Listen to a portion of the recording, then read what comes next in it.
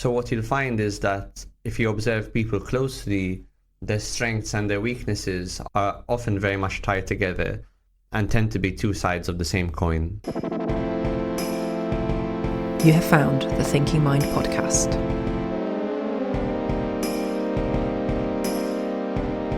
Today it's Alex, and we're going to be talking all about personality. This is a similar episode to our audio essay, What Are Emotions For? Within mental health, but also in general self-development literature, personality is under-discussed.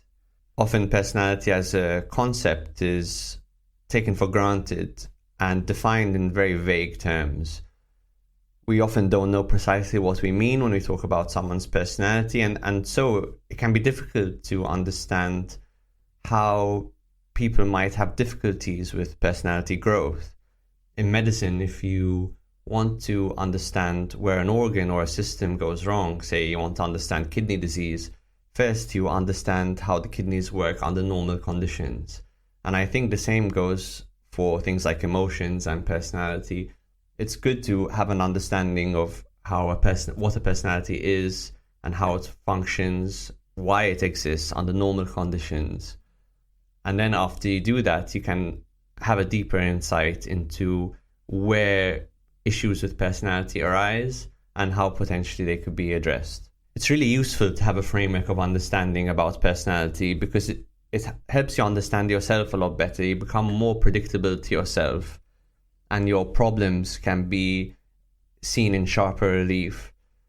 But similarly, you can also understand other people. And when you have a good understanding of personality, you can start to make predictions about how people are likely to respond to different situations.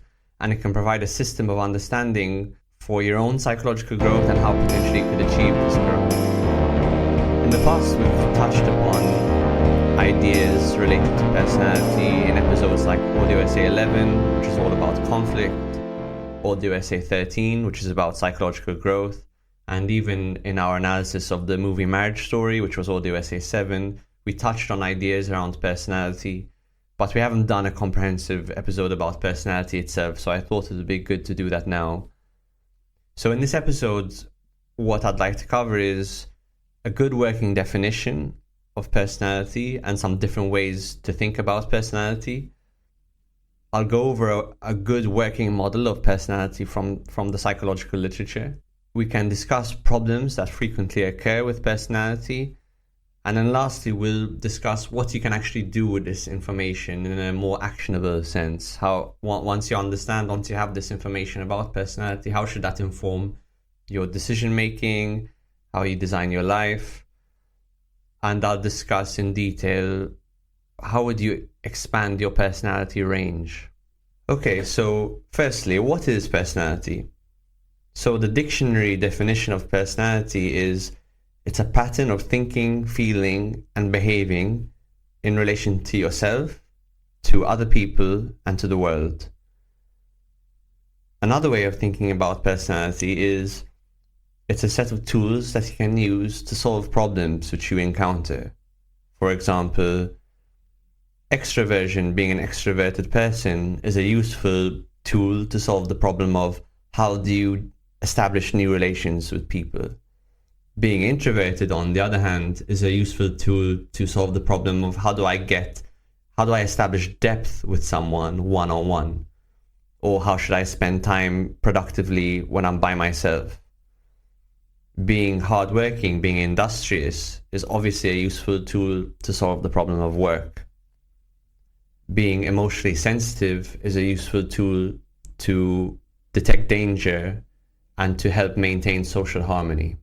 So any personality trait you could think of as a tool to solve a problem. And the way it manifests is as a way of thinking, as a way of feeling, and as a way of behaving in relation to yourself, other people, and the world. The more personality traits you cultivate, the more choices you would have available to you when encountering different situations in life. And one of the things that makes life difficult is that it is constantly throwing you new, unpredictable situations that you haven't previously encountered. So the more personality traits you have available to you, the greater range you have in how you act in the world. And it's important to be aware that while some people think that personality change isn't possible, actually it's very possible to expand your personality. And it should be thought of as a difficult but achievable goal. It takes time and focus. It shouldn't be taken lightly, but it is very much achievable. Going back to that dictionary definition, it's important to emphasize that your personality will affect the way you relate to yourself, relate to other people, and relate to the world around you. Although personality generally is quite stable, so people do tend to have quite stable personalities across the lifespan, there are some changes, there are some trends that people have observed that tend to occur in populations over time. So people tend to become a little less emotionally sensitive as they get older, a little less volatile, and people do tend to become a bit more hardworking and a bit more orderly as they get older as well. Any personality trait you can think of will almost always be useful in a particular situation, and that's why nature gave us all of these personality traits. At the same time, that same personality trait will also be particularly ineffective or problematic in a different situation. And so any personality trait can be considered both a strength and a weakness at the same time. If you're very hardworking, that's obviously a strength at your job and at your career, for instance. But that same trait can make it very difficult, for example, to relax at a party and establish new social relationships and to de-stress. So what you'll find is that if you observe people closely, their strengths and their weaknesses are often very much tied together and tend to be two sides of the same coin. It's tempting to think of personality as just our behavior, but as mentioned in the dictionary definition, it's not just behavior, but it's a way of thinking and feeling. And it's even deeper than that, really. Your personality can be considered a lens through which you view the world.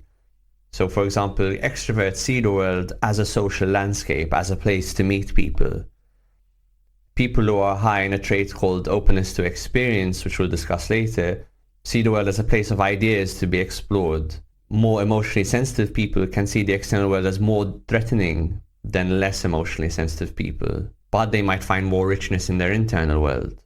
The world presents to us a functionally infinite amount of information, and therefore we need to have, as human beings, a series of filters through which we discard a lot of that information.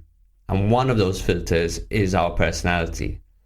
Our personality does help to simplify the world and helps us to establish a niche for ourselves. This means that when two people have different personalities, they don't merely behave differently, but they actually see the world in a completely different way. They don't necessarily see the same sets of facts. This is the root of a lot of conflict between otherwise well-meaning people. So a lot of political arguments arise from this. It's actually been studied that our personality has a very, very strong bearing on our political disposition. So there are particular personality configurations that might lend themselves to a more left-leaning political view or a more right-leaning political view or a more centrist political view. And when those differences arise, what you'd find is that when people are discussing politics, they see the world in such a fundamentally different way that the political conflict that they're going to have, the political tension is inevitable. And so it's helpful to recognize when you're in a discussion like that with someone that they really are seeing the world through a completely different lens. Sorry to interrupt. This is Wolfgang Amadeus Mozart.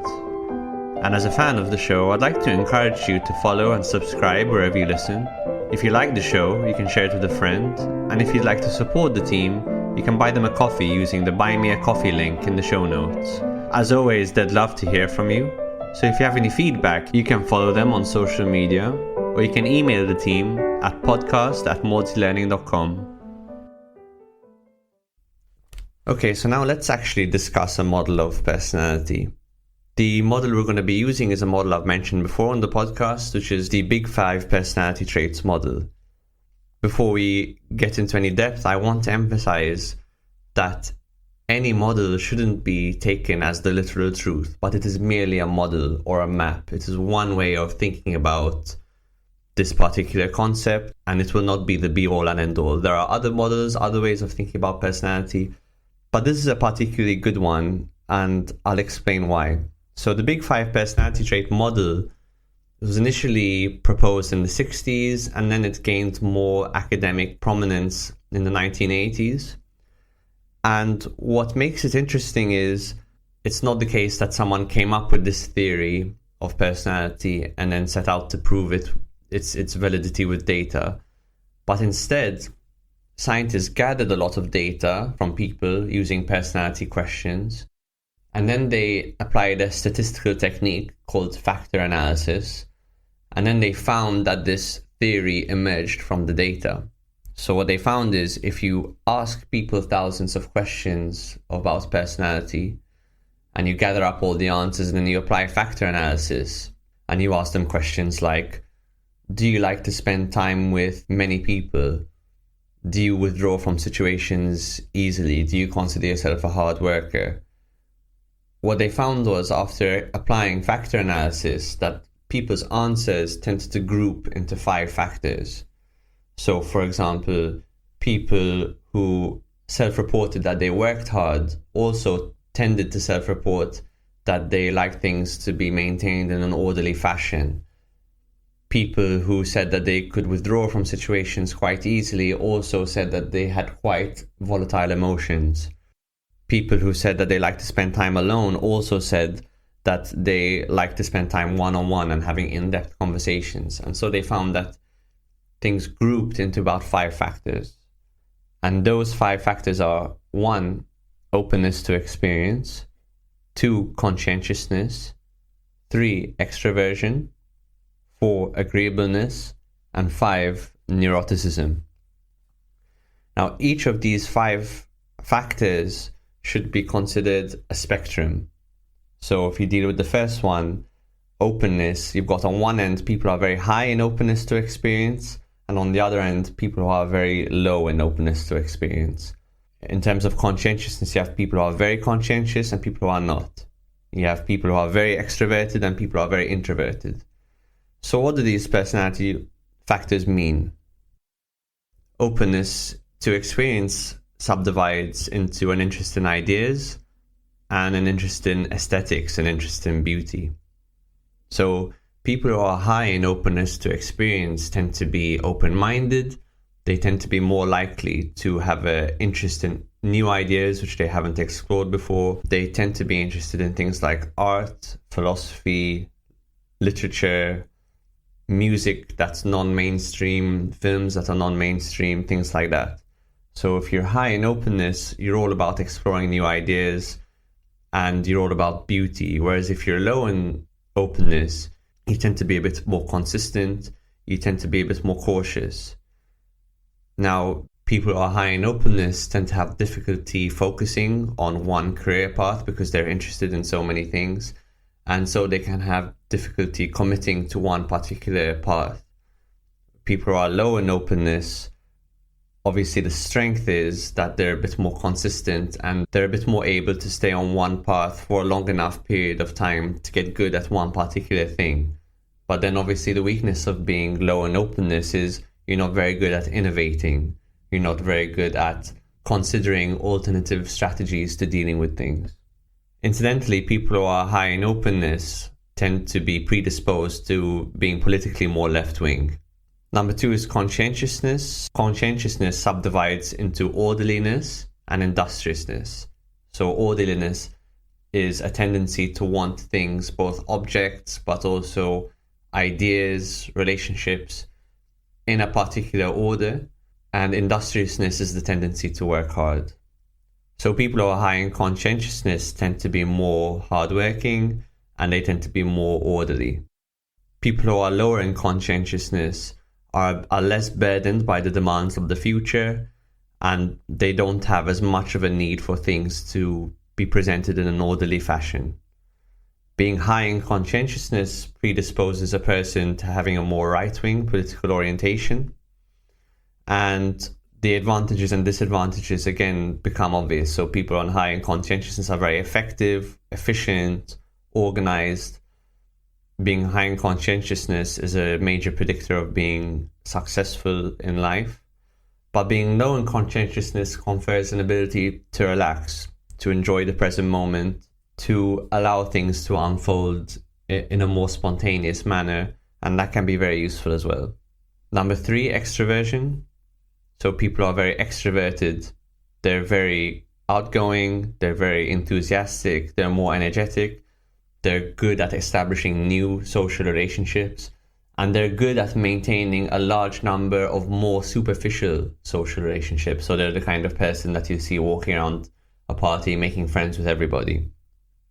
People who are introverted are the opposite. So they're more solitary, more reserved. They tend to prefer either spending time alone or having really in-depth one-on-one conversations. They tend to have a greater knowledge of their inner world. Again, the advantages and disadvantages. So if you're extroverted, you're probably going to have more relationships, but they're not going to be as deep. If you're introverted, you're better at spending time alone.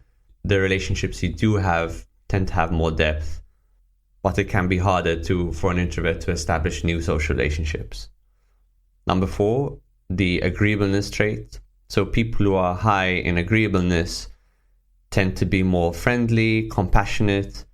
Agreeableness subdivides into politeness and compassion. People who are low in agreeableness, what you'd call disagreeable, they're a bit more critical, they're a bit more rational, they're less likely to let things slide for the sake of maintaining social harmony.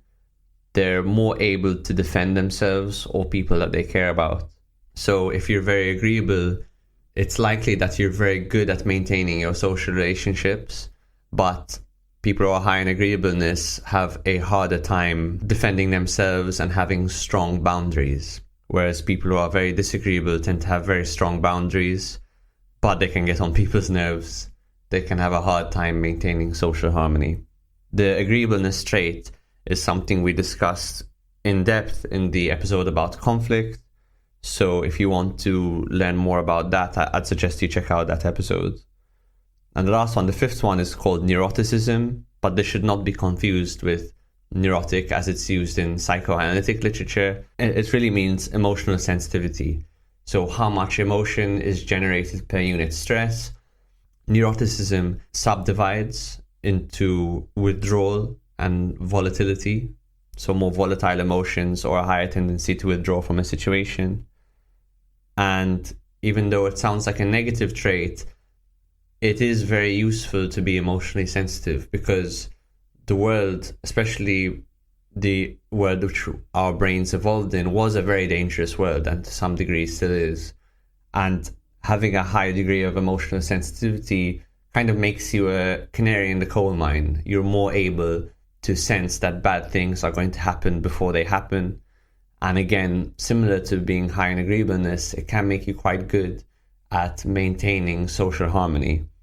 People who are very low in emotional sensitivity tend to be a bit more resilient and a bit more confident, which is obviously a good thing. But at the same time, they can blunder into situations more easily, and it can make them less likely to withdraw from a situation which they actually should probably withdraw from. So by now you should have this picture of these 5 intersecting spectrums where everyone is at a particular point on all 5 spectrums. And what's interesting about this is we normally think of personality types or personality buckets. So the Myers-Briggs is like that. It's about categories. But I think this model is a bit better because it's dimensional. It's more realistic because people ultimately are individuals, and a categorical way of thinking when people are such unique individuals is likely to be highly insufficient. It doesn't mean it's not useful, but this dimensional model really captures people's individuality in a much more realistic way. So what are the problems that can occur with your personality? So probably the most common issue is a mismatch of a trait to a given situation. So you may find that your particular temperament, your particular personality does not lend itself to your job. If you're very high in openness and you're very extroverted, for instance, so you're really interested in exploring new ideas, and you're really extroverted, and let's say you're also low on conscientiousness, so you're not very detail oriented, you're not particularly inclined to work very hard, you're not particularly orderly as a person, you'd be a terrible accountant. You wouldn't make a good accountant, because being an accountant involves being quite solitary, being very detail oriented, being very orderly, and not really having an interest in exploring new ideas, but actually keeping a given system up and running. If you were extroverted, low on conscientiousness, and open, you might, for example, be much better as an events planner, because you're meeting people all the time. Your job revolves around bringing people together. Event planning means you constantly need to come up with new ideas. And because you're not so high in conscientiousness, you'd be good at getting people to relax and have a good time, and you wouldn't be so fixated with everything being particularly orderly. It might be a more micro issue where you have a particular problem in your life. Say you're extremely introverted and you move to a new city and you need to establish new relationships, friendships, romantic relationships, and you can't because introversion isn't a very effective tool for dealing with that particular problem. Generally, engaging in new activities, one of the positive things about engaging in new activities is it forces you to develop and grow your personality and to make yourself a more dynamic individual, which is why when you don't do that, when you tend to stick to the same range of activities you always stick to, your personality can stagnate. And so you can find one particular trait can be extremely dominant over its alternative. You can find yourself really at one end of the spectrum. If you're highly disagreeable, for instance, it can cause problems because although disagreeability is useful, there are situations where it is very ineffective. Disagreeability, as we discussed before, is very useful for maintaining strong boundaries, and people tend to respect it, but people who are disagreeable tend to be low in politeness, so they may not be so good at maintaining social relationships across a long period of time. You may find that you have one particular problem in your life which is caused by an overdominance of one particular trait at one end of the spectrum, and that if you're able to cultivate its alternative trait, say you're very emotionally sensitive, if you're able to cultivate some resilience, you will be able to come up with solutions to that problem which are a lot more elegant. You'll be able to walk through life in that way with a bit more ease. So what should you do with all this information? How should your knowledge of your personality inform how you design your life, and how in a practical sense do you go about expanding the range of your personality? Ideally, you should find niches in life, and that could be your social life, your work and career, etc., which fit and take advantage of your personality strengths while minimizing the impact of your personality weaknesses. So to take another example, if you're introverted, emotionally sensitive, and high in conscientiousness, you'd probably make a very good psychotherapist because you can spend time alone. You're good at cultivating one-on-one, in-depth relationships with other people. You're emotionally sensitive, so you can pick up on their needs. And you're conscientious, so you're hardworking. And also, if you're high in trait agreeableness, that could make you a very effective therapist because you'd be very good at empathizing with other people. If you have that same set of traits, you probably shouldn't be a stand-up comedian because you're introverted and you're very emotionally sensitive, and that's going to make being on stage very difficult. That's not to say it's impossible, because we'll talk about how you can expand the range of your personality, and if there's something you really want, it might be worth cultivating new personality traits in order to get it.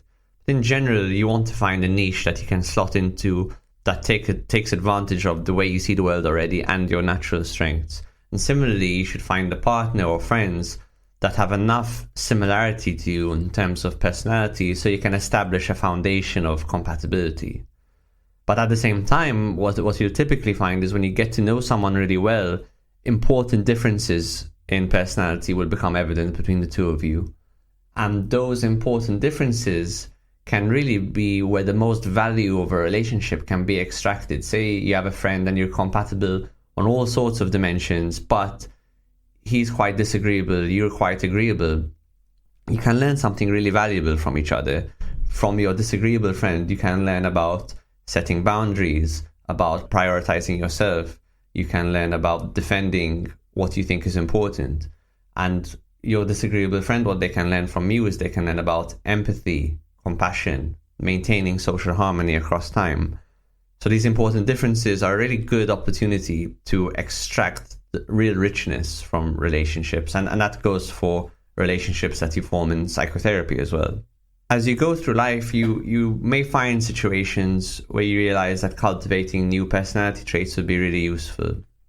So again, imagine you're an introverted person and you've just moved to a new city. You're separated from all the friends you had before and the family you had before. And it becomes apparent to you that you should perhaps cultivate some extroversion, because extroversion will be really good at helping you to establish new relationships, as we mentioned. How do you do that? How do you start to cultivate a new personality trait? If you think of a personality trait as a skill or a tool, then the very unsexy answer is that to cultivate it, it will require slow, incremental, consistent practice, starting small and gradually building up from there. It's important to understand that developing a new personality trait will definitely take time and to definitely challenge you, and it's likely to be a difficult process. And just like learning a martial art or picking up a new instrument, it will be quite a significant transformative process. Now, you could consider, if it's practical for you to do so in your life, an immersion period. So a period where you spend most of your time cultivating this new trait. So if you're this introverted person, maybe you could spend a few weeks or a month where you take time off work and you put other things and other commitments aside and you just practice being an extrovert. But that's generally not going to be practical for a lot of people. The advantage is you could get ahead of the learning curve and you could learn a lot of skills quite quickly.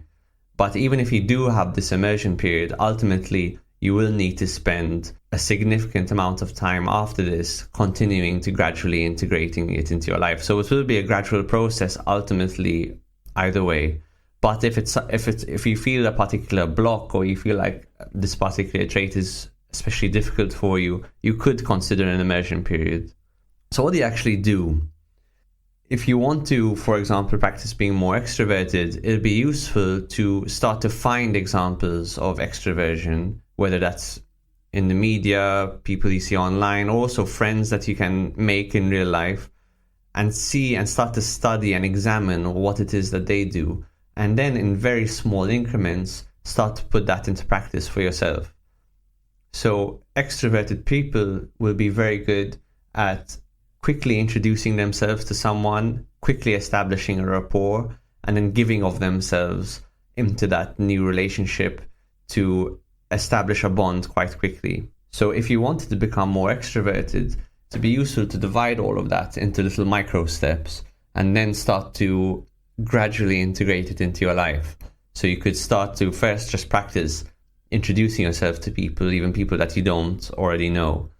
Once you're good at introducing yourself to someone new, then you can practice actually generating a rapport. You can practice contributing more to the conversation.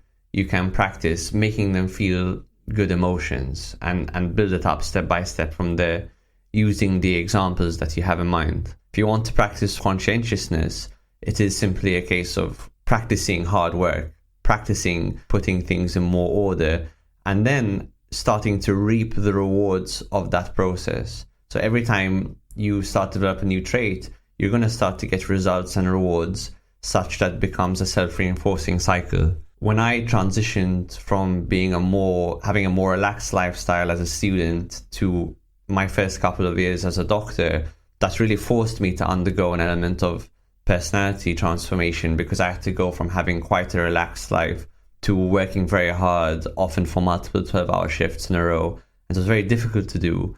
But once I got going, I started to realize and internalize the rewards of that process. And it's like it builds a certain new software into your mind. In this case, the software of hard work. And this would apply to any personality trait that you can think of. Again, you must be aware this is going to be a gradual process and it cannot be rushed. The time frame for deep personality change is likely to be months to years. You should also be aware that when you cultivate one side of a personality trait, you might find over time, if you give it too much weight and emphasis, it can take over its alternative trait.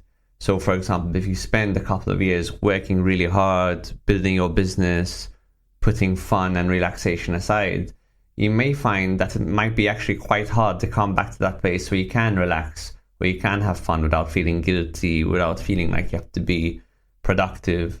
So even when you are establishing a new trait, it's important to keep in mind a sense of balance and a sense that every trait will have its situation where it is useful or not useful. And ultimately, it's more about figuring out which personality trait best fits this particular situation that I have to be in. So to wrap things up, what we discussed is a technical definition of personality and a couple of different ways you can think about personality. We went over one particular model, and there are other models, but this is a useful one, the Big Five personality trait model. We discussed some of the problems you can run into when it comes to your personality and some difficulties. And we went over some actionable, practical advice about what you can do to expand the range of your personality. I hope you found this useful. If you want to learn more, I'll put some links into the show notes so you can look at things in more depth.